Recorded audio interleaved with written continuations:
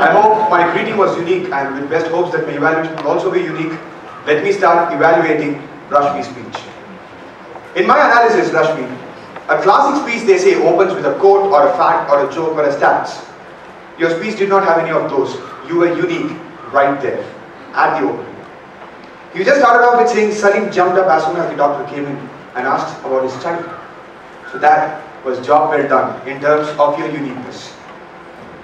Number two that I like about your speech is your storytelling ability. You are an amazing storyteller. You took us to a hospital where there is a guy who's passing away with cancer and that his parents were sad. That was very well said and done. The third important thing that I love is the use of dialogues. Dialogues have emotions and they are the best way to tell stories. Even in Sri Lanka, I guess talking through dialogue is better than talking through a header. So you spoke through dialogue and you did it. The next one is the amount of innocence you had in your voice when you spoke from the boy's perspective. At places where you said, I met Jesus, Mom. He wrote the letter for me.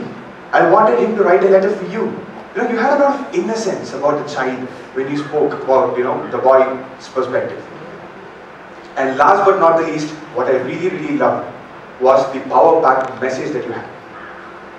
Many times we see speakers who tell a story and say, you have to be unique.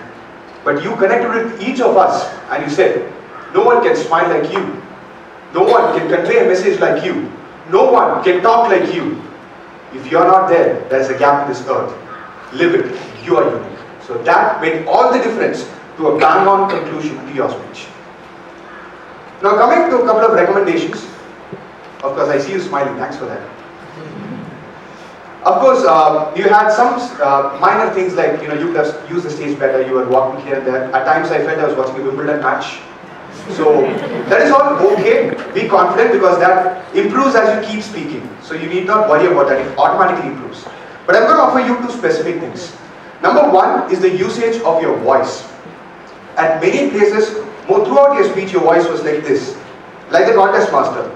For Gautam Sharma, press 3. For Trishma Pinto, press 6. Right? So it was more like an IVR, so you could have worked on that. And the second one is a very important lesson that I learned right this morning. I broke my belt last night in the fun night, and I had to borrow this from my friend. He's so thin and so fat, and it still fits me. Because this belt is adjustable and it wraps around any belly. Is it not how a speech should be? It should be adjustable to wrap any audience.